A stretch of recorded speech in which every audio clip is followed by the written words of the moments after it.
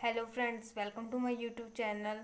ਪਿਛਲੇ ਲੈਕਚਰ 'ਚ ਆਪਾਂ ਨੇ ਪੜ੍ਹਿਆ ਸੀ ਵੀ ਟ੍ਰਾਂਜੀਸ਼ਨ ਮੈਟਲਸ ਕਲਰਡ ਕੰਪਾਊਂਡ ਕੀ ਬਣਾਉਂਦੇ ਨੇ, ਅਤੇ ਮੈਂ ਐਕਸਪਲੇਨ ਵੀ ਕੀਤਾ ਸੀ। ਅਤੇ ਅੱਜ ਅਸੀਂ ਉਸ ਦੇ ਨਾਲ ਦੇ ਹੀ ਕੁਝ ਕੁਐਸਚਨ ਹੋਰ ਕਰਾਂਗੇ, ਅਤੇ ਤੁਹਾਨੂੰ ਸਮਝ ਆ ਜਾਵੇਗਾ ਜੇਕਰ ਤੁਸੀਂ ਪਿਛਲਾ ਲੈਕਚਰ ਦੇਖਿਆ ਹੋਵੇਗਾ। ਤਾਂ ਮੈਂ ਕੁਐਸਚਨ ਲਿਖਦੀ ਹਾਂ। ਜ਼ਿੰਕ 2+ ਔਰ Hg 2+, ਜਾਂ ਫਿਰ ਲੈ ਲਓ cadmium plus are generally white. ਇਹ ਵਾਈਟ ਹੁੰਦੇ ਨੇ why. Transition metal coloured compound ਕਿਉਂ ਬਣਾਉਂਦੇ ਨੇ? ਕਿਉਂਕਿ ਇਹਨਾਂ ਦੇ ਵਿੱਚ ਜਿਹੜੀ ਹੁੰਦੀ ਆ ਡੀ ਟ੍ਰਾਂਜੀਸ਼ਨ ਹੁੰਦੀ ਆ, ਪਰ ਜਿਹੜੀ ਜ਼ਿੰਕ ਹੁੰਦੀ ਆ, ਜ਼ਿੰਕ ਦੀ ਆਪਾਂ ਇੱਕ ਲੈ ਲੈਂਦੇ ਹਾਂ, ਬਾਕੀ ਤੁਹਾਨੂੰ ਸਮਝ ਆ ਜਾਊਗਾ। ਜ਼ਿੰਕ ਦੀ ਇਲੈਕਟ੍ਰੋਨਿਕ ਕੰਫੀਗਰੇਸ਼ਨ ਕੀ ਹੁੰਦੀ ਆ?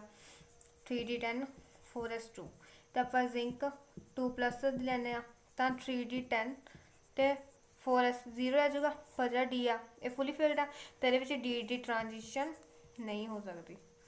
ਨੋ, ਆਪਾਂ ਲਿਖਦੇ ਨੋ ਡੀ ਦੀ ਟ੍ਰਾਂਜੀਸ਼ਨ ਦੈਨ ਜੇ ਡੀ ਦੀ ਟ੍ਰਾਂਜੀਸ਼ਨ ਨਹੀਂ ਹੋ ਸਕਦੀ ਤਾਂ ਐਨਰਜੀ ਰਿਲੀਜ਼ ਨਹੀਂ ਕਰਨਗੇ। ਜੇ ਐਨਰਜੀ ਰਿਲੀਜ਼ ਨਹੀਂ ਕਰਨਗੇ ਤਾਂ ਇਹ ਕਲਰ ਵੀ ਨਹੀਂ ਦੇਣਗੇ, ਇਹਦੇ ਕਰਕੇ ਇਹ ਕਲਰਲੈਸ ਹੁੰਦੇ ਨੇ। ਅਤੇ ਇਹਨਾਂ ਦੇ ਇਸ ਵਿੱਚ ਇੱਥੇ ਕਾਪਰ ਆਉਣਾ, ਕਿਉਂਕਿ ਕੈਡਮੀਅਮ ਕਾਪਰ, ਅਤੇ ਇਹਨਾਂ ਕਰਕੇ ਇਹਦੇ ਵਿੱਚ ਵੀ ਇਹੀ ਇਹਨਾਂ ਦੀ ਇਲੈਕਟ੍ਰੋਨਿਕ ਕੰਫੀਗਰੇਸ਼ਨ ਵੀ ਫੁੱਲੀ ਫਿਲਡ ਹੁੰਦੀ ਹੈ, ਜਿਸ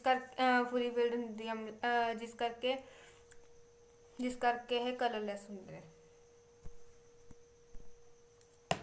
ਅਤੇ ਆਪਾਂ ਨੈਕਸਟ ਕੁਐਸਚਨ ਕਰਦੇ ਹਾਂ। ਆਪਾਂ ਇਹ ਤੁਹਾਨੂੰ ਜਲਦੀ ਸਮਝ ਆ ਜਾਵੇਗਾ, ਕਿਉਂਕਿ ਇਸ ਵਿੱਚ ਕੋਈ ਇੰਨਾ ਵੱਡੀ ਕੋਈ ਖਾਸ ਗੱਲ ਨਹੀਂ ਹੈ। ਅਤੇ ਨੈਕਸਟ ਵੀ ਇਸ ਦੇ ਨਾਲ ਦਾ ਹੈ ਕਿ explain why titanium 3+ ions are coloured. ਇਹ ਕਲਰ ਹੁੰਦੇ ਨੇ, ਬਟ ਸਕੈਂਡੀਅਮ 3+ ਆਰ ਕਲਰਲੈਸ ਪਾ ਲਓ ਚਾਹੇ, ਜਾਂ ਵਾਈਟ ਵੀ ਲਿਖ ਸਕਦੇ ਤੁਸੀਂ। ਅਤੇ ਇਸ ਵਿੱਚ ਵੀ ਉਹੀ ਕੰਸੈਪਟ ਆਊਗਾ ਪੁਰਾਣਾ, ਵੀ ਇਹਦੇ ਵਿੱਚ ਡੀ ਹੁਣ ਦੇਖੋ ਇਹਦੀ ਕੀ ਟ੍ਰਾਂਜੀਸ਼ਨ ਹੁੰਦੀ ਹੈ, ਇਲੈਕਟ੍ਰੋਨਿਕ ਕੰਫੀਗਰੇਸ਼ਨ ਦੀ 3d2 ਅਤੇ 4s2 ਹੁੰਦੀ ਹੈ ਨਾ। ਅਤੇ ਇਹਦੀ ਸਕੈਂਡੀਅਮ ਦੀ ਹੁੰਦੀ ਹੈ ਸਕੈਂਡੀਅਮ 3d1 ਅਤੇ 4s2 ਹੈ ਨਾ। ਇਸਦਾ ਐਟੋਮਿਕ ਨੰਬਰ ਹੁੰਦਾ 21 ਅਤੇ ਇਹਦਾ ਹੁੰਦਾ 22। ਅਤੇ ਇਹਦੇ ਵਿੱਚੋਂ 3+ ਕਰਨੀ ਹੈ ਜੀ, ਇਹ 3+ ਨਹੀਂ ਹੈਗੀ, ਜਿਸ ਦੀ 3+ ਕਰਾਂਗੇ ਤਾਂ 3d1 ਅਤੇ 4s 0 ਹੈ ਜੋ। ਅਤੇ ਸਕੈਂਡੀਅਮ ਦੀ ਕਰਾਂਗੇ ਤਾਂ 3d0 4s 0 ਹੈ ਨਾ। ਅਤੇ ਇਹਦੇ ਵਿੱਚ ਡੀ ਔਰਬਿਟਲ 'ਚ ਤਾਂ ਕੁਛ ਹੈ ਵੀ ਨਹੀਂ, ਇਹ ਐਮਟੀ ਹੈ, ਤਾਂ ਇਹਦੇ ਵਿੱਚ ਡੀ ਟ੍ਰਾਂਜੀਸ਼ਨ ਨਹੀਂ ਹੋ ਸਕਦੇ, ਨੋ ਡੀ ਟ੍ਰਾਂਜੀਸ਼ਨ। ਬਟ ਜਿਹੜਾ ਟੈਲੇਨੀਅਮ ਇਹਦੇ ਵਿੱਚ ਡੀ ਔਰਬਿਟਲ ਦੇ ਵਿੱਚ ਇੱਕ ਇਲੈਕਟ੍ਰੋਨ ਹੈਗਾ, ਤਾਂ ਇਸ ਵਿੱਚ ਡੀ ਟ੍ਰਾਂਜੀਸ਼ਨ ਹੋ ਸਕਦੀ ਹੈ, ਜਿਸ ਕਰਕੇ ਕਿ ਜੇ ਡੀ ਟ੍ਰਾਂਜੀਸ਼ਨ ਹੋ ਸਕਦੀ ਹੈ ਤਾਂ ਇਹ ਕਲਰ ਵੀ ਦੇਣਗੇ, ਕਿਉਂਕਿ ਆਪਾਂ ਨੇ ਪੜ੍ਹਿਆ ਹੈ ਵੀ ਕਲਰਡ ਹੋਣ ਵਾਸਤੇ ਇਹਨਾਂ ਵਿੱਚ ਡੀ ਟ੍ਰਾਂਜੀਸ਼ਨ ਹੋਣੀ ਜ਼ਰੂਰੀ ਹੈ। ਅਤੇ ਜੇ ਤੁਹਾਨੂੰ ਕੈਮਿਸਟਰੀ 'ਚ ਕਿਤੇ ਵੀ ਪੁੱਛਿਆ ਜਾਵੇ ਵੀ ਕਲਰਡ ਕੰਪਾਊਂਡ ਕੀ ਹੁੰਦੇ, ਤਾਂ ਉਹਦਾ ਵਿੱਚ ਸਿਰਫ ਇੱਕ ਹੀ ਕਾਰਨ ਹੈ, ਇਲੈਕਟ੍ਰੋਨ ਟ੍ਰਾਂਜੀਸ਼ਨ। ਜਿਹਨਾਂ ਵਿੱਚ ਡੀ ਦੇ ਵਿੱਚ ਇਲੈਕਟ੍ਰੋਨ ਹੋਣਗੇ ਤਾਂ ਹੀ ਉਹ ਅੱਗੇ ਵਧਣਗੇ, ਜਾਂ ਅੱਗੇ ਸਪਲਿਟ ਹੋਣਗੇ। ਜਿਵੇਂ ਡੀ ਦੇ ਵਿੱਚ ਤਾਂ ਅੱਗੇ ਸਪਲਿਟ ਹੋਣਗੇ, ਜੇ ਡੀ ਦੇ ਵਿੱਚ ਇਲੈਕਟ੍ਰੋਨ ਨਹੀਂ ਹੋਣਗੇ ਤਾਂ ਸਪਲਿਟ ਹੀ ਨਹੀਂ ਹੋ ਸਕਣਗੇ, ਅਤੇ ਐਨਰਜੀ ਰਿਲੀਜ਼ ਨਹੀਂ ਹੋਗੀ ਅਤੇ ਉਹ ਕਲਰ ਵੀ ਨਹੀਂ ਦੇਣਗੇ।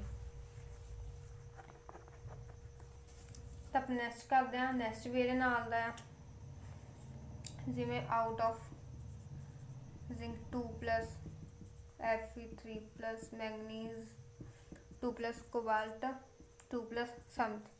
ਅਤੇ ਇਹ ਜੋ ਆਪਾਂ ਤੋਂ ਪੁੱਛੇ ਜਾ ਸਕਦੇ 1 ਮਾਰਕਸ ਦੇ ਵਿੱਚ, ਆਪਾਂ ਦੱਸ ਸਕਦੇ ਕਿਸੇ ਵੀ ਮਾਰਕਸ ਦੇ ਵਿੱਚ, ਮਤਲਬ ਕਿ 2 ਮਾਰਕਸ ਵਿੱਚ ਵੀ ਪੁੱਛੇ ਜਾ ਸਕਦੇ ਨੇ ਵੀ ਇਹਨਾਂ ਦੇ ਵਿੱਚੋਂ ਕਿਹੜਾ ਕਲਰ ਕੰਪਾਊਂਡ ਹੈ ਅਤੇ ਕਿਹੜਾ ਨਹੀਂ, ਜਿਸ ਦੀ ਇਲੈਕਟ੍ਰੋਨਿਕ ਕੰਫੀਗਰੇਸ਼ਨ ਜਾਂ ਆਕਸੀਡੇਸ਼ਨ ਸਟੇਟ ਹਾਫ ਫਿਲਡ ਜਾਂ ਫੁੱਲੀ ਫਿਲਡ ਹੋਊਗੀ। ਹਾਫ ਫਿਲਡ ਤੱਕ ਕਿਉਂ, ਹਾਫ ਫਿਲਡ ਨਹੀਂ, ਫੁੱਲੀ ਫਿਲਡ ਜਾਂ ਐਮਟੀ। ਉਹ ਤਾਂ ਹੋਣਗੇ ਕਲਰਲੈਸ, ਪਰ ਜਿਹਦੇ ਵਿੱਚ ਡੀ ਦੇ ਵਿੱਚ ਇਨਕੰਪਲੀਟ ਡੀ ਔਰਬਿਟਲਸ ਵਿੱਚ ਇਲੈਕਟ੍ਰੋਨ ਹੋਣਗੇ ਉਹ ਕਲਰਡ ਹੋਣਗੇ, ਕਲਰਡ ਕੰਪਾਊਂਡ ਹੋਣਗੇ। ਤੇ ਨੈਕਸਟ ਆਪਾਂ ਆਪਣਾ ਕਰਦੇ ਹਾਂ, ਨੈਕਸਟ ਹੈਗਾ ਆ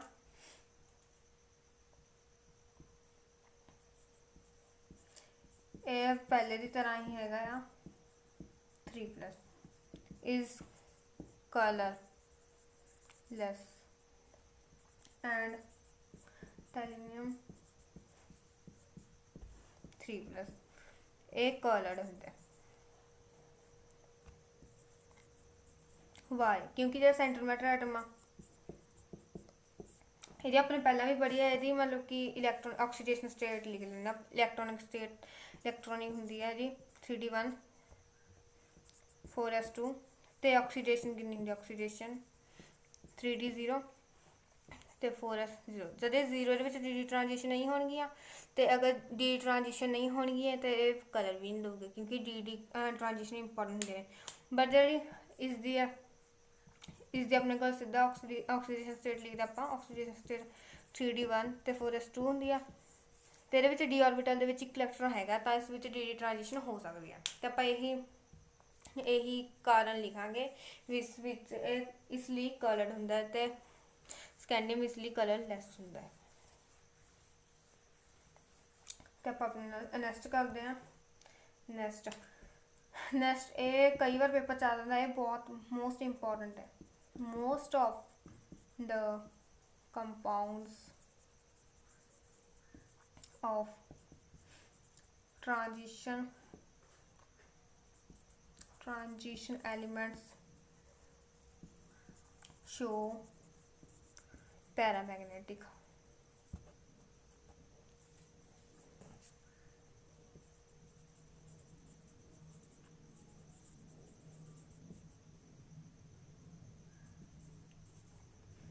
मैग्नेटिक करैक्टर।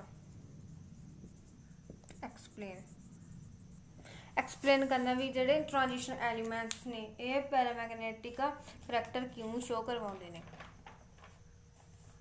क्योंकि इन्हां विच पैरामैग्नेटिक ਆਪਾਂ ने दो तरह के करैक्टर पढ़े ने, पैरामैग्नेटिक एंड डायमैग्नेटिक।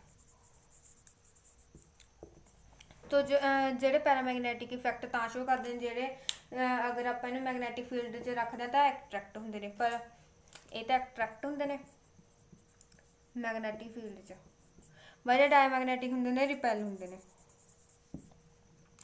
ਤੇ ਜਿਹੜੇ ਜਿਸ ਵਿੱਚ ਡੀ ਆਰਬਿਟਲ ਇਨਕੰਪਲੀਟ ਹੁੰਦਾ, ਤੁਹਾਨੂੰ ਪਤਾ ਜਿਹੜਾ ਆਪਣੇ ਇਹਨਾਂ ਵਿੱਚ N-1 ਡੀ ਇਹ ਟ੍ਰਾਂਜੀਸ਼ਨ ਮੈਟਲ ਦੇ ਵਿੱਚ ਇਨਰ ਸੈੱਲ ਹੈ ਤੇ ਇਹਦੇ ਵਿੱਚ ਇਨਕੰਪਲੀਟ ਜਾਂ ਆਪਾਂ ਕੋਲ ਪਤਾ ਆ ਇਹਦੇ ਵਿੱਚ ਅਨਪੇਅਰਡ ਇਲੈਕਟ੍ਰੋਨ ਹੁੰਦੇ ਨੇ। ਮੋਰ ਦਾ ਅਨਪੇਅਰਡ electrons greater the paramagnetic character। Is that clear? ਤੇ ਕਿਉਂਕਿ ਇਹਦੇ ਵਿੱਚ ਆਪਾਂ ਨੂੰ ਪਤਾ ਹੈਗਾ ਵੀ ਡੀ ਟ੍ਰਾਂਜੀਸ਼ਨ ਮੈਟਲ ਦੇ ਵਿੱਚ ਅਨਪੇਅਰਡ ਇਲੈਕਟ੍ਰੋਨਸ ਜ਼ਿਆਦਾ ਹੁੰਦੇ ਨੇ ਤੇ ਅਗਰ ਅਨਪੇਅਰਡ ਇਲੈਕਟ੍ਰੋਨ ਜ਼ਿਆਦਾ ਹੋਣਗੇ ਤਾਂ ਇਹਨਾਂ ਦਾ ਪੈਰਾਮੈਗਨੈਟਿਕ ਕਰੈਕਟਰ ਵੀ ਜ਼ਿਆਦਾ ਹੋਵੇਗਾ। ਤੇ ਨੈਕਸਟ ਕਰਦੇ ਆਪਾਂ, ਹਾਂਜੀ ਤੇ ਆਪਣੇ ਕੋਲ ਨੈਕਸਟ ਕੁਐਸਚਨ ਹੈਗਾ ਆ ਜਿਹੜਾ ਕਿ ਮੋਸਟ ਇੰਪੋਰਟੈਂਟ ਹੈ, ਵਾਈ ट्रांजिशन क्वेश्चन अपने को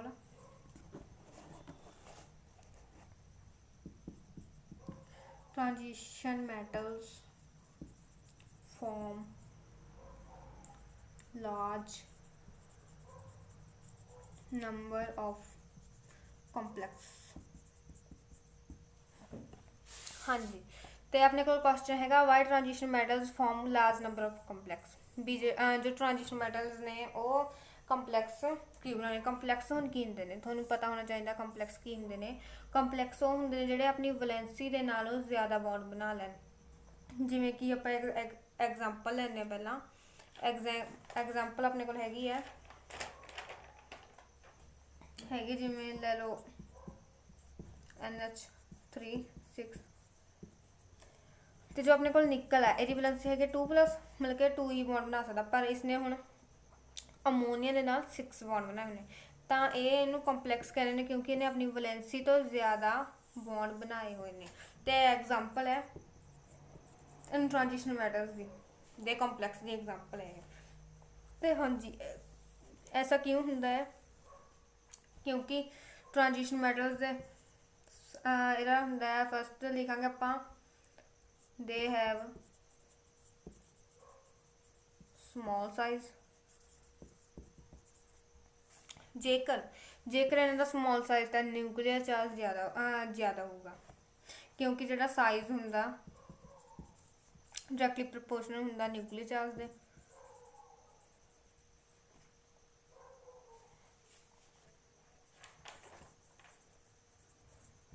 ਇਸ ਲਈ ਦੂਸਰਾ ਲਿਖਾਂਗੇ ਹਾਈ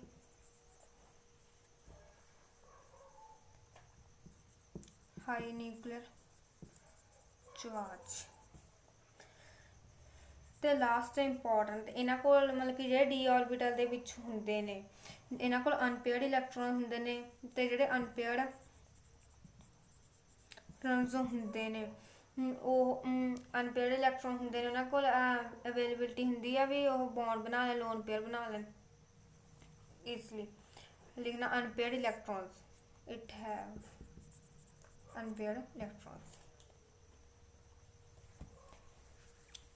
ਤਾਂ ਆਪਾਂ ਨੈਕਸਟ ਕੁਐਸਚਨ ਕਰਦੇ ਹਾਂ ਆਪਣਾ। ਨੈਕਸਟ ਕੁਐਸਚਨ 2 ਕੁਐਸਚਨ ਨੇ 3 ਜਿਹੜੇ ਬਹੁਤ ਇੰਪੋਰਟੈਂਟ ਨੇ, ਬਹੁਤ ਜ਼ਿਆਦਾ ਇੰਪੋਰਟੈਂਟ ਨੇ ਕੁਐਸਚਨ ਇਹ। Transition metals, the elements are low metals are very good catalyst। ਹਾਂਜੀ ਇਹਦੇ ਵਿੱਚ ਦੱਸਿਆ ਹੋਇਆ ਵੀ ਜੋ ਆਪਣੇ ਟ੍ਰਾਂਜੀਸ਼ਨ ਮੈਟਲਸ ਹੈਗੇ ਨੇ, ਜੋ ਟ੍ਰਾਂਜੀਸ਼ਨ ਮੈਟਲਸ ਹੈਗੇ ਨੇ ਗੁੱਡ ਕੈਟਾਲਿਸਟ ਹੁੰਦੇ ਨੇ। ਕਿਉਂ ਹੁੰਦੇ ਨੇ ਗੁੱਡ ਕੈਟਾਲਿਸਟ? ਹਾਂਜੀ ਹੁਣ ਤੁਹਾਨੂੰ ਪਤਾ ਹੋਣਾ ਚਾਹੀਦਾ ਵੀ ਕੈਟਾਲਿਸਟ ਕੀ ਨੇ। ਕੈਟਾਲਿਸਟ ਉਹ ਹੁੰਦੇ ਨੇ ਜੋ ਕਿ ਰਿਐਕਸ਼ਨ ਦੇ ਵਿੱਚ ਰਿਐਕਸ਼ਨ ਦੀ ਸਪੀਡ ਨੂੰ ਘਟਾ ਵੀ ਸਕਦੇ ਨੇ ਜਾਂ ਵਧਾ ਵੀ ਸਕਦੇ ਨੇ। ਤੇ ਇਹ ਕਈ ਵਾਰ ਮਤਲਬ ਕਿ ਆਪਾਂ ਐਗਜ਼ਾਮਪਲ ਕੰਟੈਕਟ ਪ੍ਰੋਸੈਸ ਦੀ ਆਪਾਂ ਲੈ ਲੈਂਦੇ ਹਾਂ ਐਗਜ਼ਾਮਪਲ।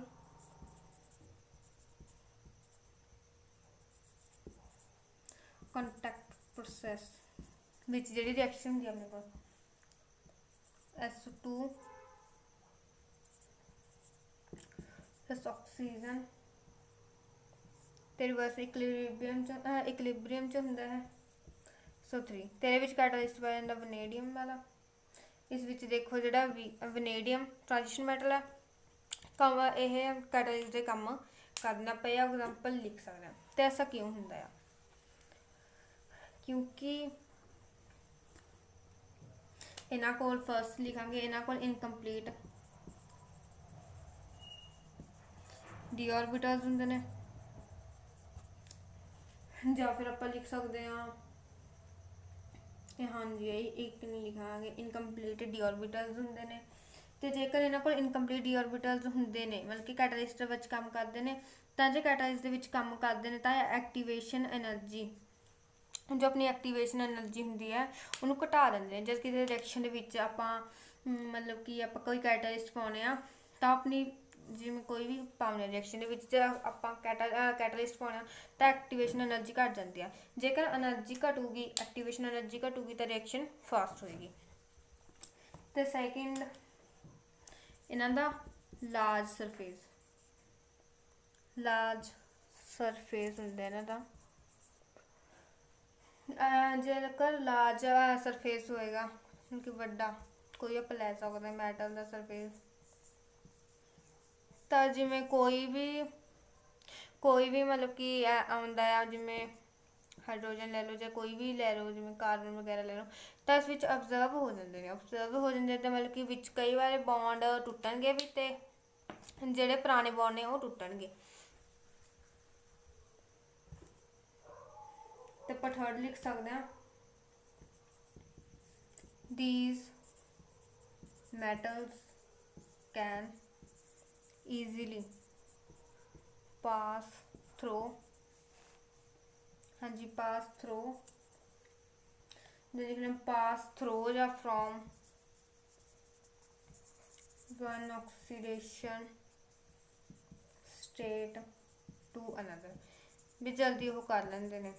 तो ये एग्जाम्पल ਆਪਾਂ ਨੂੰ ਲਿਖਣੇ ਆ, एग्जाम्पल ਦੇ ਵਿੱਚ ਆਪਾਂ कॉन्टैक्ट प्रोसैस ਜਾਂ हैवर प्रोसैस वगैरह लिख सकते हैं। तो इस दे चांस 3 मार्क्स ਦੇ ਵਿੱਚ ਆਉਂਦੇ ਹੈਗੇ ਨੇ, ਜਾਂ मतलब कि 3 ਚ ਆਊਗਾ ਜਾਂ 2 ਦੇ ਵਿੱਚ ਆ ਸਕਦਾ। ਇਹ ਇੰਪੋਰਟੈਂਟ ਹੈ, बल्कि अपने 10 ईयर ਦੇ ਵਿੱਚ बहुत ही रिपीट होया क्वेश्चन। तो नैक्सट अपना क्वेश्चन हैगा अपना transition metal forms a number of interstitial compound, explain। हाँ जी, तो क्वेश्चन में की पूछा है ट्रांजिशन मेटल्स आ रहे हैं। Transition metal forms the number of interstitial compound, explain. हाँ जी, तो मतलब कि क्योंकि जिन्हों का ट्रांजिशन मेटल्स जिन्हों का लार्ज साइज होंगे, इन्हों लार्ज साइज होंगे, जेकर लार्ज साइज होंगे तो इन्होंने जी स्पेस होंगी है आह वाली स्पेस, जे इस विच कोई भी मतलब कि होर ये कोई भी आ सके, जिमें कि कार्बन ले लो आप, कार्बन इस विच आके ऑब्जर्व हो जाए, तो जिहड़े ये कंपाउंड बनते इन्हों कहा जाता है इंटरस्टिशियल कंपाउंड। इन्हों का कारण की होंगे आ, इन्हों का कारण होंगे large size of transition metals, है ना। तो एक तो यही कारण होंगे तो ज़्यादातर भी ये क्यों इन्हों की लोड़ की होंगी है, क्योंकि ये मतलब कि किसी भी मैटल की अवेलेबिलिटी को बढ़ा देंगे, हार्ड कर देंगे। जिमें कि आप ले सकते हैं एग्जाम्पल ले सकते आप स्टील की। हाँ जी, तो जो स्टील है वो इंटरस्टिशियल कंपाउंड है, तो जिमें आप आयरन, ये आयरन है, तो आयरन के जी स्पेस बढ़ती है, जिस विच कार्बन होवे, कार्बन का मिक्सचर बन जाता इत्थे कार्बन आ गई, जिमें मतलब कि अगे मैं दिखा देंगे कार्बन, तो इस तो स्टील बन जाते। तुहानू पता होगा भी जो स्टील होंदा वो ज़्यादा वधिया होंदा, उसनू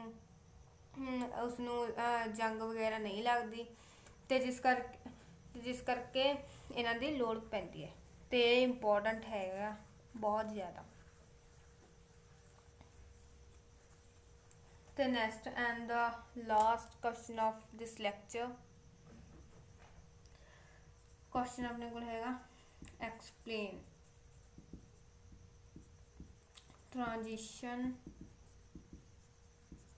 एलिमेंट्स फॉर्म कैटलिस्ट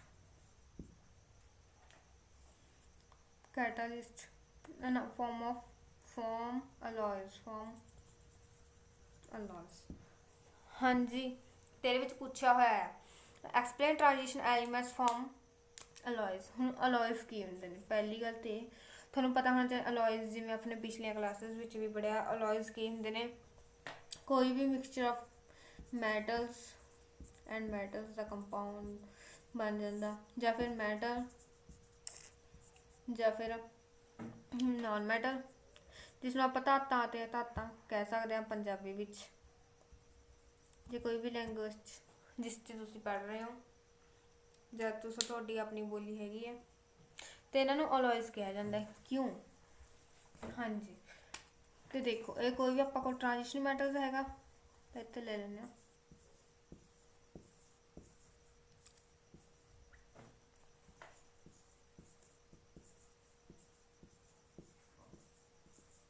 एक कोई भी अपने ट्रांजिशन एलिमेंट्स ले लिया, जिमें कि अपने कॉपर ले लिया, copper and ethylene copper and zinc ਲੈ ਲਾ ਕਿਉਂਕਿ ਇਸ ਦਾ ਅਟੋਮਿਕ ਨੰਬਰ 29 ਤੇ ਇਸ ਦਾ 30 ਹੁੰਦਾ ਤੇ ਇਹਨਾਂ ਦਾ ਮਤਲਬ ਕਿ ਸਾਈਜ਼ ਸੇਮ ਦਾ ਸਾਈਜ਼ ਹੁੰਦਾ ਆ। ਤਾਂ ਜੇਕਰ ਇਸ ਨੂੰ ਅਸੀਂ ਇੱਕ ਦੂਸਰੇ ਕੋਲ ਰੱਖਦੇ ਹਾਂ ਤਾਂ ਇਹ ਸਬਸਟੀਟਿਊਟ ਕਰ ਲੈਂਦੇ ਨੇ, ਮਤਲਬ ਕਿ ਇੱਕ ਦੂਜੇ ਵਿੱਚ ਮਿਕਸ ਹੋ ਜਾਂਦੇ ਨੇ, ਤਾਂ ਇਹਦੇ ਨਾਲ ਅਲੋਇਜ਼ ਬਣ ਜਾਂਦੇ ਨੇ। ਕਿਉਂਕਿ ਇਸ ਦਾ ਮੇਨ ਕਾਰਨ ਕੀ ਹੈ, ਮੇਨ ਕਾਰਨ ਸਿਰਫ ਇਹੀ ਹੈ ਜੋ ਮੈਂ ਤੁਹਾਨੂੰ ਦੱਸਿਆ, ਮੇਨ ਕਾਰਨ ਹੈਗਾ ਅਲੋਇਜ਼ have homogeneous same homogeneous solids ਜੋ ਕਿ ਹੁੰਦੇ ਨੇ which can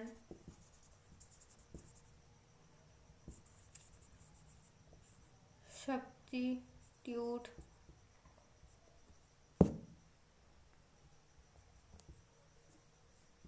the atoms of other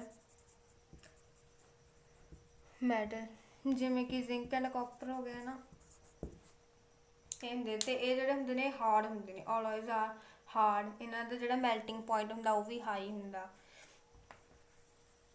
and ਇਹਨਾਂ ਨੂੰ ਕਰੋਜ਼ਨ ਵਗੈਰਾ ਘੱਟ ਹੁੰਦੀ ਹੈ। ਤੇ ਹਾਂਜੀ ਇਹਦੀ ਐਗਜ਼ਾਮਪਲ ਆਪਾਂ ਲਿਖ ਸਕਦੇ ਹਾਂ, ਜਿਵੇਂ ਕਿ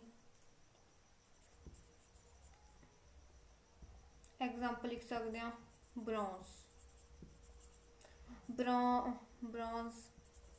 ਤੇ ਕਿਸ ਤੋਂ ਬਣਦਾ, ਇਹ ਕਾਪਰ ਪਲੱਸ ਟਿਨ ਤੋਂ ਬਣਦਾ ਪਲੱਸ, ਐਂਡ ਜਿਵੇਂ ਬਰਾਸ ਲੈ ਸਕਦੇ ਹਾਂ, ਇਹ ਬਣਦਾ ਹੈਗਾ ਕਾਪਰ ਪਲੱਸ ਜ਼ਿੰਕ ਤੋਂ। ਇਹ ਇੰਪੋਰਟੈਂਟ ਕੁਐਸਚਨ ਸੀ, ਇਹ ਕਈ ਵਾਰ ਪੇਪਰ 'ਚ ਜਿਹੜੇ ਲਾਸਟ 3 ਕੁਐਸਚਨਸ ਨੇ ਦੀਜ਼ ਆਰ ਵੈਰੀ ਇੰਪੋਰਟੈਂਟ, ਤੇ ਪੇਪਰ ਦੇ ਵਿੱਚ ਆਉਣ ਦੇ ਚਾਂਸ ਜ਼ਿਆਦਾ ਹੁੰਦੇ ਨੇ ਐਜ਼ ਕੰਪੇਅਰ ਟੂ ਅਦਰਸ। ਇੱਕ ਜੋ ਟ੍ਰਾਂਜੀਸ਼ਨ ਮੈਟਲਸ ਵਾਲਾ ਆ ਉਹ ਕੁਐਸਚਨ ਤੇ ਅੱਜ ਦਾ ਲੈਕਚਰ ਆਪਣਾ ਇੱਥੇ ਹੀ ਖਤਮ ਹੁੰਦਾ ਹੈ। ਤੇ ਆਪਣਾ ਡੀ ਬਲੌਗ ਲਾਸਟ ਲੈਕਚਰ ਸੀਗਾ, ਤੇ ਇਸ ਵਿੱਚ ਆਪਾਂ ਨੇ ਸਾਰੇ ਜੋ ਮਤਲਬ ਕਿ ਐਗਜ਼ਾਮ ਪੁਆਇੰਟ ਆਫ ਵਿਊ ਤੋਂ ਇੰਪੋਰਟੈਂਟ ਸੀ ਸਾਰੇ ਕੁਐਸਚਨ ਕੰਪਲੀਟ ਕਰ ਲਏ। ਤੇ ਵੀਡੀਓ ਨੂੰ ਲਾਈਕ ਸ਼ੇਅਰ ਐਂਡ ਕਮੈਂਟ ਜ਼ਰੂਰ ਕਰਿਓ, ਤੇ ਸਾਡੇ ਚੈਨਲ ਨੂੰ ਸਬਸਕ੍ਰਾਈਬ ਕਰਨਾ ਨਾ ਭੁੱਲਿਓ। ਨਵੇਂ ਅਪਡੇਟਸ ਲਈ ਚੈਨਲ ਨੂੰ ਸਬਸਕ੍ਰਾਈਬ ਜ਼ਰੂਰ ਕਰਿਓ। Thank you so much.